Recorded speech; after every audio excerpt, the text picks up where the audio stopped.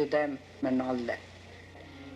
भक्तिवेदांत स्वामी एकाकी याचक की भांति लगभग आधा विश्व भ्रमण करते हैं। इस समय उनकी पूंजी भगवान श्री कृष्ण का अलौकिक संदेश और हरिनाम में उनकी आस्था है।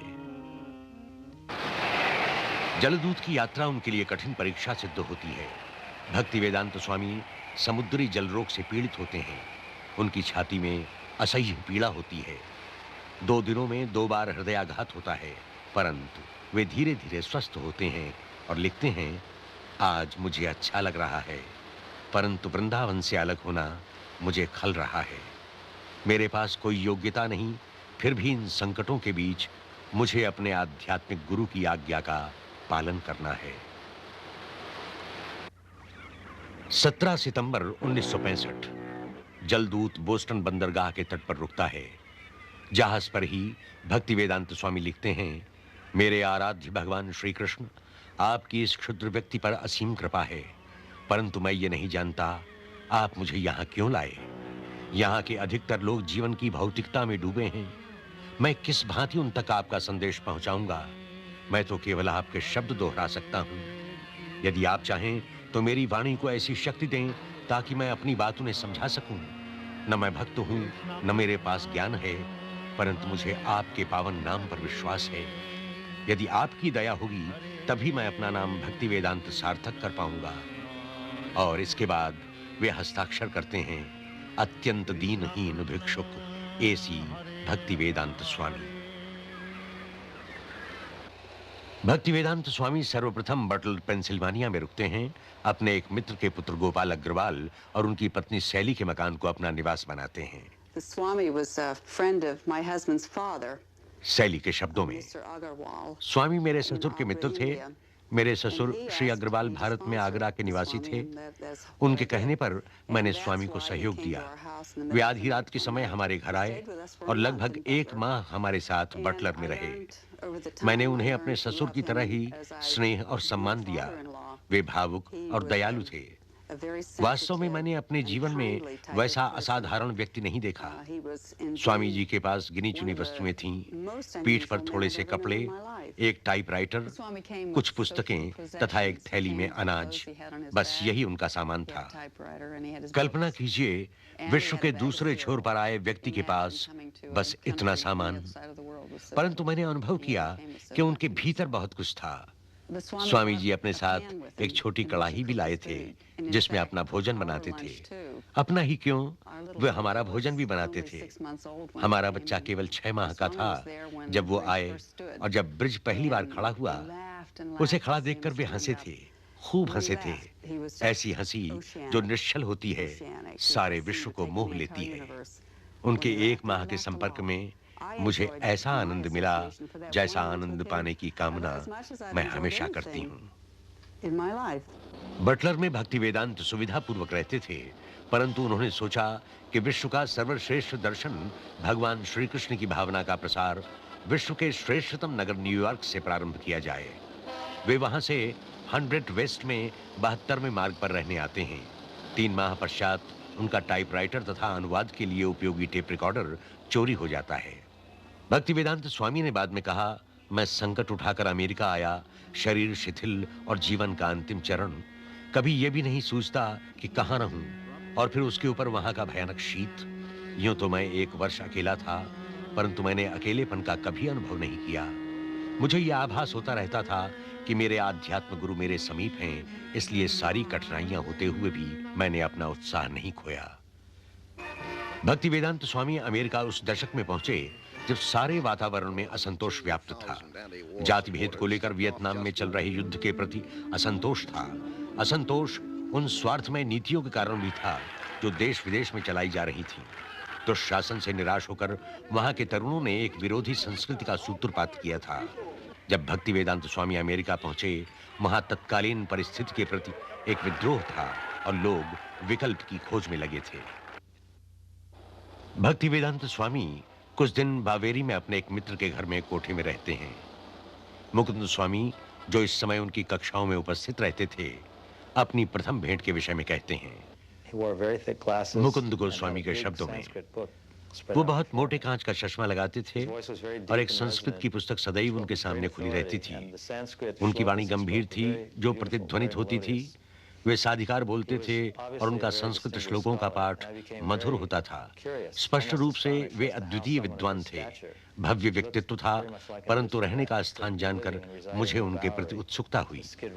बावेरी न्यूयॉर्क में अत्यंत साधारण स्थल था। इसके बाद चर्चा के लिए मैं उनसे मिला।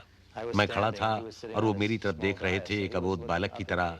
मैंने अनुभव किया वो मुझे समय दे पाएंगे। वैसे भी उन्हें समय की कमी नहीं थी। मैंने प्रश्न किए, उन्होंने उत्तर दिए। इसके कुछ दिनों बाद वे पड़ोस के सेकेंड एवेन्यू में चले आए। हमने उनकी सहायता की और उन्हें एक छोटा सा स्थान रहने को मिल गया, जिसमें पीछे की ओर एक स्वतंत्र कमरा था और सामने एक दुकान की रूपरेखा। उसके कुछ ही दिनों बाद ये दुकान का भ्रम कराने वाला सेकेंड एवेन्यू, जो न्यूयॉर्क के लोअर ईस्ट साइड में था और चारों ओर हिप्पियों से घिरा था, एक भव्य श्री कृष्ण मंदिर में परिवर्तित हो गया। मुझे स्मरण है वहां एलन गिल्सबर्ग ने आना शुरू किया था। उनका लोअर ईस्ट साइड में आना ही उनके सामाजिक मूल्यांकन का प्रमाण था। वहां की परिपाटी थी कि स्वामी, योगी और महत्वपूर्ण गुरुजन शहर के उस ओर ठहरते थे जहां उन्हें पूंजीपतियों का सहयोग और सहायता मिलती थी। उसी ओर एक शानदार भवन में कृष्णमूर्ति रहते हैं और फ्रांस में बनी सामग्री का उपयोग करते हैं। भक्ति वेदांत स्वामी का स्थान तो कलकत्ते की गलियों का स्मरण कराता है। वहां तो हिप्पी भी हैं जो कलकत्ते में नहीं। वास्तव में वे उपयुक्त स्थान पर ज्ञान का प्रकाश और आत्मा का संगीत ला रहे हैं। यही उसकी आवश्यकता है। उस स्थान की एक विशेषता और है, सन 60 के दशक में वो बौद्धिकता का केंद्र था और अब लगता है कि बौद्धिकता वहां लौट रही है।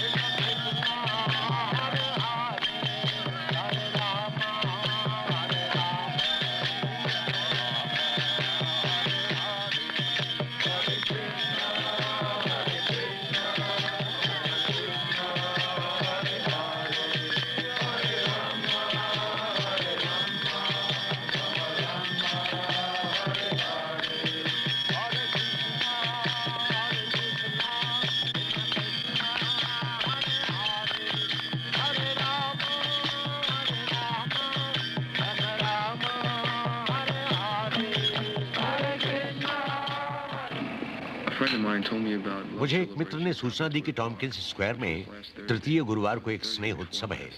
मुझे याद आया कि मैं भी किसी योग्य गुरु की खोज में हूँ, तो मुझे भगवान श्री कृष्ण ने वहां भेज दिया। मैं उनसे मिला, कुछ प्रारंभिक औपचारिकता हुई और मैंने समझ लिया कि स्वामी जी के मन में कुछ अवश्य है। I came here in America in September 1965. Srila Prabhupada के शब्दों में, मैं सितंबर 1965 में अमेरिका आया। सड़कों पे भटक रहा था।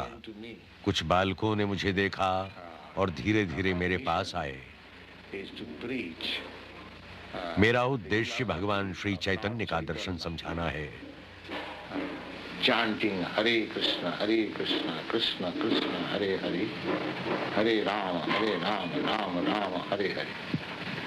This transcendental vibration. जबकि आध्यात्मिक ध्वनियों से मानसिक विकार दूर होते हैं। ये ध्वनियां आत्मा की गहराई से निकलती हैं। अतएव इनका प्रभाव सब पर एक सा होता है, चाहे वो किसी भी भाषा, देश अथवा जाति का हो। Appealing to everyone without any question of language, nationality, creed or caste, because it is coming forth from the depth of the soul. बाद में भक्ति वेदांत स्वामी ने लिखा, भगवान श्री कृष्ण कुछ योजना बना रहे थे, तभी तो तुम सब एक एक करके मेरे पास आए। तुम सब निष्कपट हो, अतएव भगवान श्री कृष्ण भावना का आत्मसात कर सकोगे। अब मैं समझता हूँ वो सब चमत्कार था, अन्यथा एक वृद्ध जो पुस्तकें बेचकर क्षुधा शांत करता हो, जिसके पास जीवित रहने के साधन भी न हो, वो कैसे भौतिकता में डूबे समाज में भगवान की भावना का प्रवेश कर सकता है। भक्तिवेदांत स्वामी के लिए ये सुखद समय था। एक तरुण की तरह गाते बोलते वे हरे कृष्ण आंदोलन जनता के समक्ष लाते हैं। उद्यानों में जाप करके, बैक टू गॉड हेड की प्रतियां वितरित करके, रविवार को निःशुल्क प्रसाद भोज आयोजित करके वे असंख्य लोगों को आकर्षित करते हैं।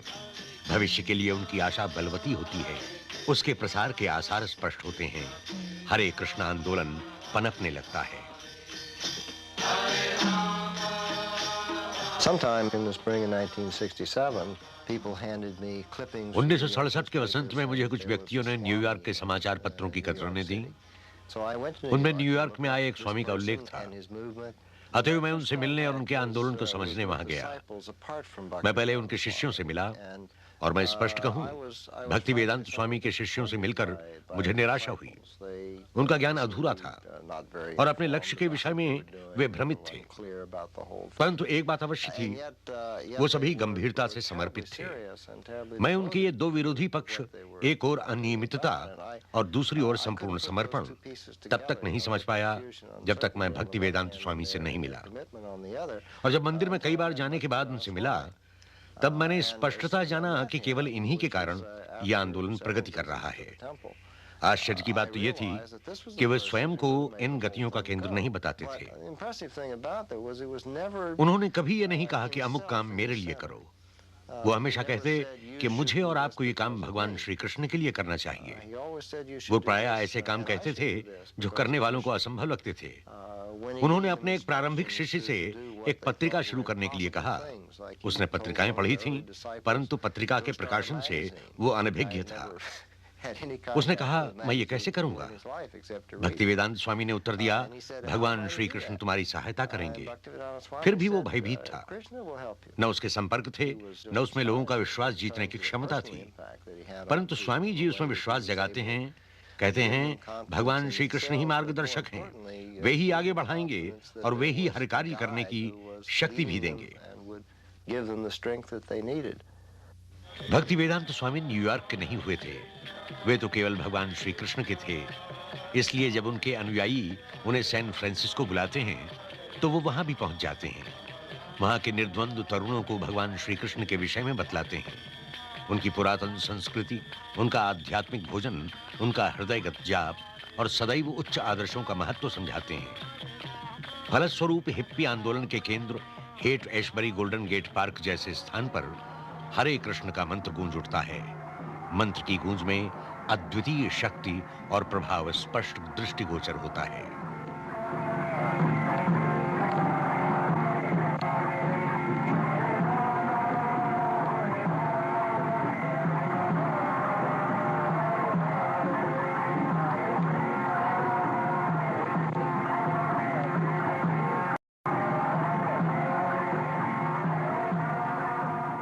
न्यूयॉर्क में भक्ति वेदांत स्वामी निष्कपट अनुयायियों को एकत्र करते हैं और हरे कृष्ण आंदोलन गतिमय होने लगता है।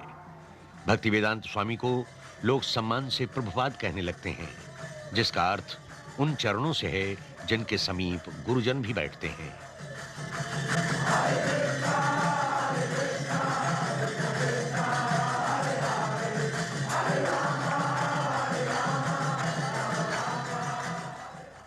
मॉन्ट्रियल से प्रभुपाद 6 शिष्यों को मंदिर की स्थापना के लिए लंदन भेजते हैं। यमुना देवी दासी स्मरण करती हैं। So we went to London that fall, and although we had no permanent place of residence and we were completely dependent on Krishna, तो हम लोग लंदन पहुंचे। हमारे पास रहने का कोई स्थान नहीं था। हम भगवान श्री कृष्ण पर पूरी तरह निर्भर थे। हमारे पास वो उत्साह था जो श्रील प्रभुपाद ने हमें मॉन्ट्रियल में प्रदान किया था। वही विश्वास और उत्साह लिए हम जॉर्ज हैरिसन के पास गए, जो उस समय बीटल्स के सदस्य थे। वो इतने मनोहर व्यक्ति थे कि हरे कृष्ण मंत्र को सुनते ही हमसे घुल मिल गए और बोले, हम उस मंत्र का रिकॉर्ड बनाएंगे। हमने रिकॉर्ड तैयार किया। उन्होंने उसमें पार्श्व संगीत भी दिया। रिकॉर्ड जनता के मध्य आया और एप्पल ने हमारे भ्रमण का कार्यक्रम बनाया। हम जर्मनी और फ्रांस गए। दूरदर्शन ने हमारे कार्यक्रम को समय दिया। संडे टाइम्स पत्र ने हम पर आलेख प्रकाशित करने की इच्छा प्रकट की और हमने श्रील प्रभुपाद को तार से सूचित किया। कृष्ण भावना से लंदन चकित।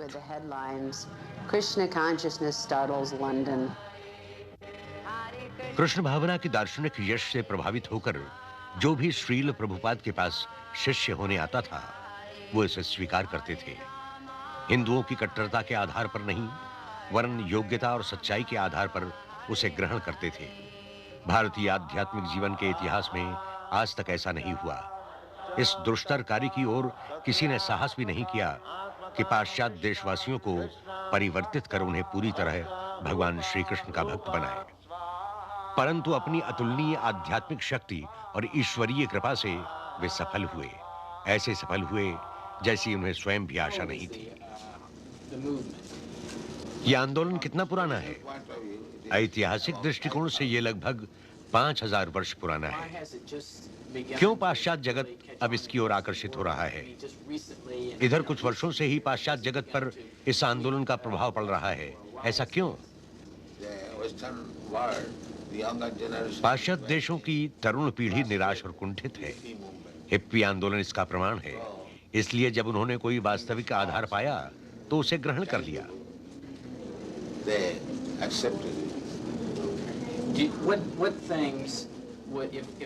यदि संपूर्ण संयुक्त राज्य श्री कृष्ण पर उतना ही विश्वास करने लगे जितना आप करते हैं, तो इस देश का क्या होगा? इसमें क्या परिवर्तन होगा?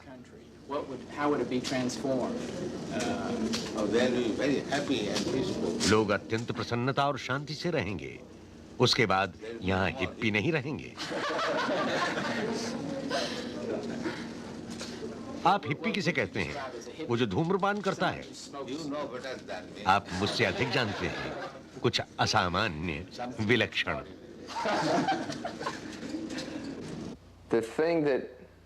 श्रील प्रभुपाद का अपने शिष्यों के प्रति समर्पण देखकर ही मुझे प्रेरणा मिली थी। अपने शिष्यों के साथ रहने में उन्हें महान सुख मिलता था। ये बात नहीं थी कि वे अनेक शिष्य बनाते थे और फिर उन्हें अपने कार्यों में लगाते थे।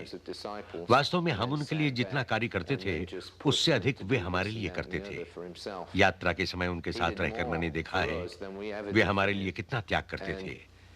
अपनी बीमारी के समय भी वो शिक्षा देते थे।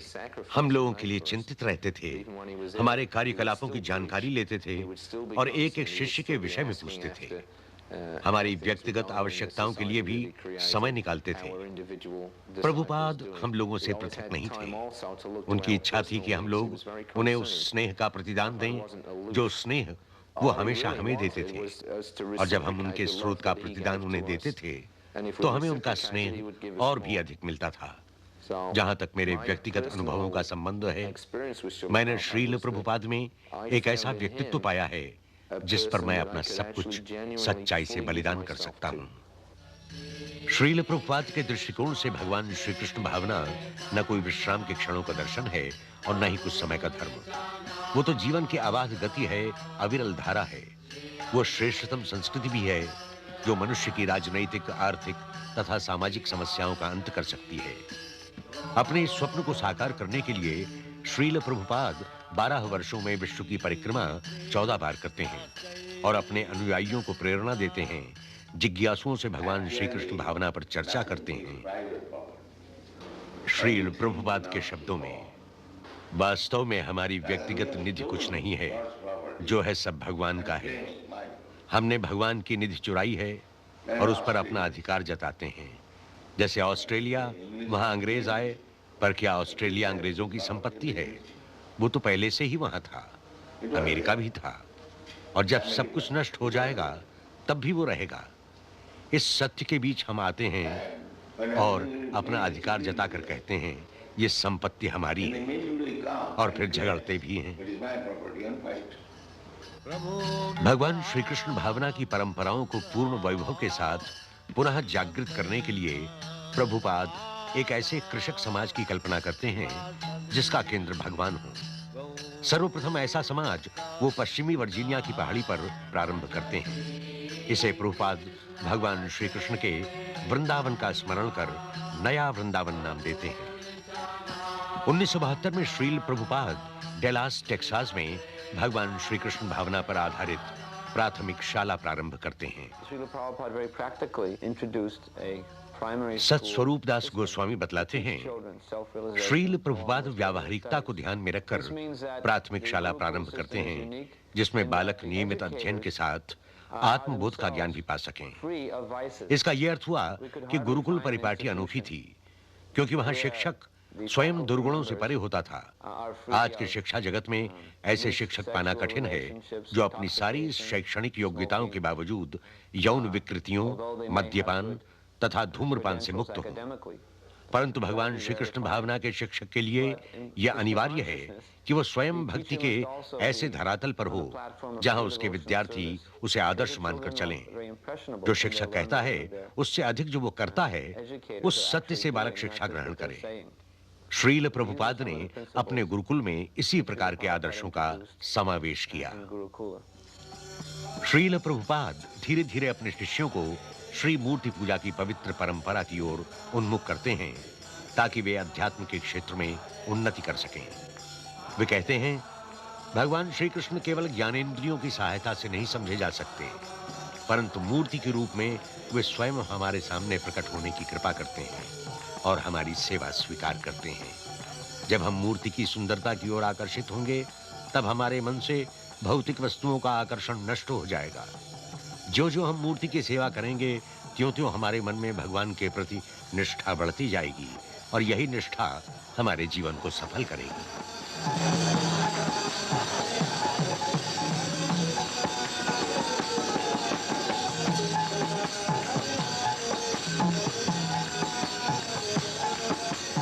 मेलबोर्न, ऑस्ट्रेलिया में श्रील प्रभुपाद भगवान श्री कृष्ण के पावन अवतार भगवान श्री चैतन्य की आराधना करते हैं। By Chaitanya Mahaprabhu's mercy, we have installed the deity here in your country.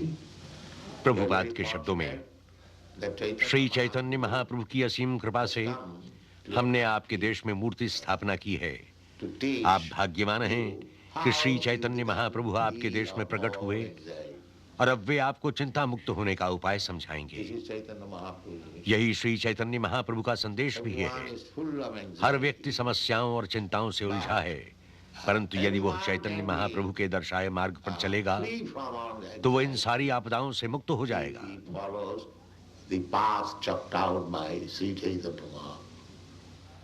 इस युग में मनुष्य का बड़ा पतन हुआ है, अतएव उत्थान का मार्ग भी बड़ा ही सहज बतलाया गया है। हरि नाम का जप ही सबका भाग्य विधाता है। They have been recommended simply to chant the holy name of God. That's all. America में आने के 5 वर्ष बाद तक श्रील प्रभुपाद भगवान श्री कृष्ण भावना का परिचय पाश्चात्य नागरिकों को कराते हैं, जिसमें गृहिणियों से लगाकर हिप्पी और प्रशासक तक आते हैं। उसके बाद नवंबर 1971 में विश्व भ्रमण के पश्चात वे अपने कुछ अनुयायियों सहित दिल्ली आते हैं। वहां के मेयर उनका स्वागत कुछ ऐसे करते हैं जैसे घर लौटे किसी महान देशभक्त का किया जाता है। प्रभुपाद भगवान चैतन्य का उदाहरण देते हैं। भारत में जन्म लेने वाले हर व्यक्ति का कर्तव्य है कि दूसरों के हित में भगवान श्री कृष्ण भावना का प्रसार करे। यही भारत का सबसे महान वैभव है और यही अनूठा उपहार वो विश्व को दे सकता है। दिल्ली के मैदान में 30,000 भारतीय एकत्र होते हैं। वे पाश्चात्य भक्तों को देखने और प्रभुपाद को सुनने के लिए उत्सुक हैं।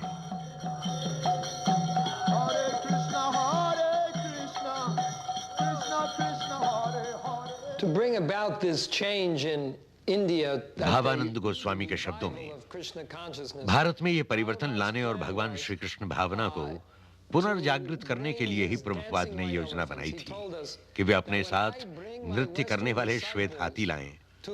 उन्होंने मुझसे कहा था, जब मैं अपने शिष्यों के साथ भारत आऊं तो भारतीय मेरे नृत्य करने वाले श्वेत हाथियों को देखने अवश्य आएंगे। हमें प्रभुपाद के नृत्य करने वाले श्वेत हाथी बनकर बड़ा आनंद आता है। हमने उसे अपने पर प्रभुपाद की असीम अनुकंपा समझा कि उन्होंने हमें अपना नृत्य करने वाला श्वेत हाथी समझा और हम भगवान श्री कृष्ण भावना के भारत प्रसार में उनका सहयोग दे सके।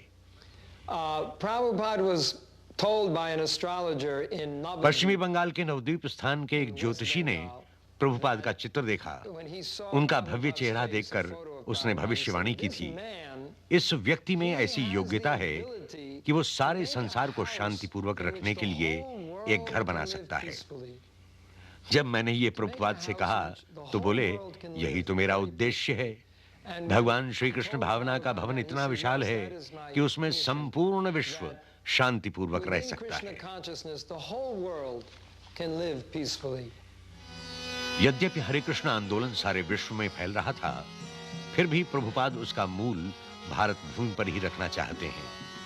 वे पश्चिमी बंगाल में मायापुर जाते हैं, जो भगवान श्री चैतन्य का जन्म स्थल है। वे भगवान चैतन्य ही थे जिन्होंने 500 वर्ष पूर्व सामूहिक रूप से हरिनाम आंदोलन प्रारंभ किया था। मायापुर में भक्तों ने एक छोटा सा भूमिखंड खरीदा और उस पर अंतर्राष्ट्रीय विश्राम गृह का निर्माण शुरू किया। भवन निर्माण की कला से अनभिज्ञ मुट्ठी भर भक्तों के लिए यह कार्य कठिन था। श्रील प्रभुपाद उन्हें निर्देश देते हैं, प्रोत्साहित करते हैं। हम अपने आवास के लिए घास की झोपड़ी से संतुष्ट हैं, परंतु यदि हमारे पास केवल घास की झोपड़ी ही हुई तो यहां कौन आएगा? हम अपनी धरती को जितना ही अधिक सजाएंगे, उतने ही अधिक लोग आकर्षित होंगे।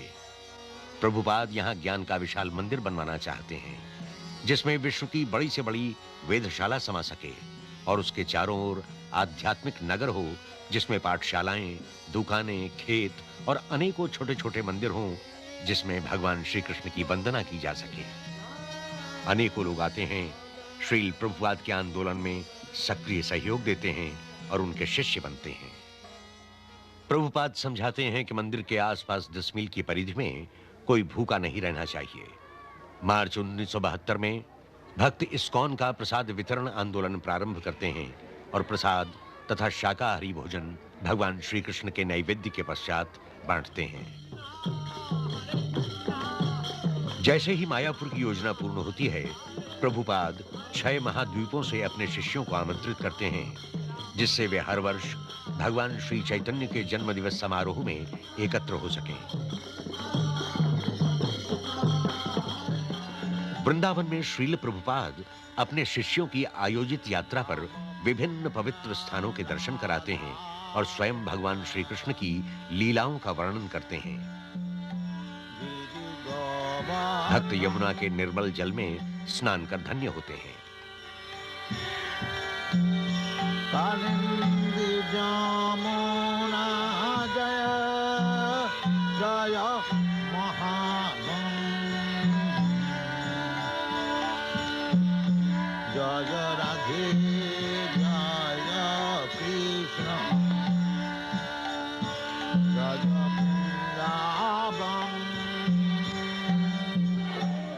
प्रभुपाद देश की महानगरी बंबई में भूमिखंड प्राप्त करते हैं। यद्यपि उनके पास मंदिर के लिए छोटी सी झोपड़ी थी, फिर भी वे अंतर्राष्ट्रीय संस्कृत केंद्र का स्वप्न देखते हैं। उनकी कामना है कि अधिक से अधिक लोग आध्यात्मिक जीवन का अमृत पान कर सकें, चाहे वो दार्शनिक तत्वों से हो, चाहे आध्यात्मिक भोजन से। वो तो यही चाहते हैं कि हर व्यक्ति प्रसन्न रहे, आशावान हो और शांति से जीवन व्यतीत कर सके। बंबई के एक वरिष्ठ उद्योगपति डॉक्टर एनडी देसाई उन दिनों का स्मरण करते हैं। उन्हीं के शब्दों में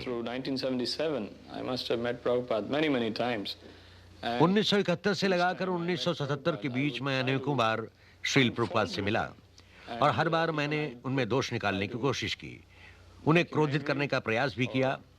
एक बार तो मैंने ये भी जानने का प्रयास किया कि लालची हैं या नहीं, लेकिन मुझे कहीं सफलता नहीं मिली। मैं उनमें कोई दोष नहीं निकाल पाया।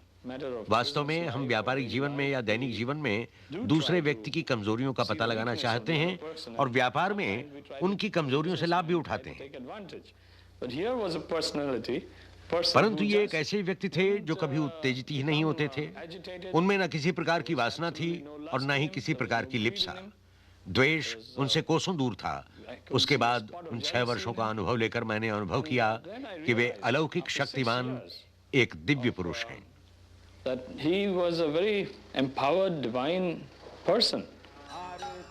श्रील प्रभुपाद कहते हैं, मैं देख रहा हूं मेरे सभी स्वप्न धीरे धीरे साकार हो रहे हैं। बंबई में संगमरमर का विशाल मंदिर, एक स्टेज, एक भोजनालय, एक पुस्तकालय तथा 2 मीनारों वाला 7 मंजिलों का आश्रम। मायापुर में योजनाबद्ध आध्यात्मिक नगर पनप रहा है।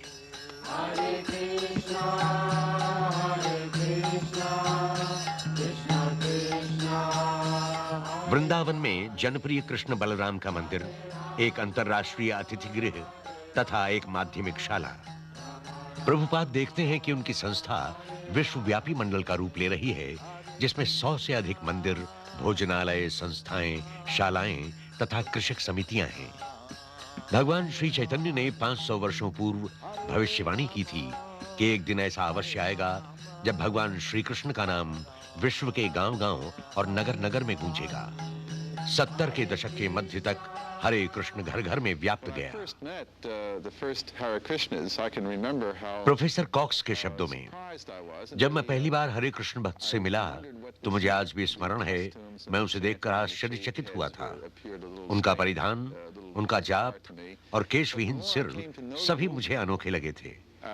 पर जो मैं उस आंदोलन के संबंध में अधिकाधिक जानता गया, त्यों-त्यों मेरी धारणा बदलती गई। उनकी शिक्षा के तत्वों में मुझे वही भाव मिले जो मेरी समझ के अनुसार ईसाई मन में है। सारा जीवन भौतिक वस्तुओं के संग्रह का निषेध, प्रत्येक जीव के प्रति ममता तथा प्यार, पीड़ा आदि बांटकर प्रसन्न रहने का संदेश। मैं इस बात से अधिक प्रभावित हूं कि किस प्रकार एक व्यक्ति की शिक्षा और उसके द्वारा लाई आध्यात्मिक परंपरा ने इतने व्यक्तियों को अपना लिया। मेरा निश्चित मत है कि उनका योगदान अत्यंत महत्वपूर्ण है और चिरस्थायी भी। बाल्यकाल में श्रील प्रभुपाद अपने निवास के पास कलकत्ता में भगवान जगन्नाथ की रथ यात्रा का उत्सव अपने सखाओं सहित मनाते थे। इतने वर्षों बाद वे रथ यात्रा का त्योहार आज भी मनाते हैं। अंतर केवल इतना है कि अब वो रथ यात्रा विश्व के 20 बड़े शहरों की प्रमुख सड़कों पर सैकड़ों शिष्यों और अतिथियों के साथ मनाई जाती है।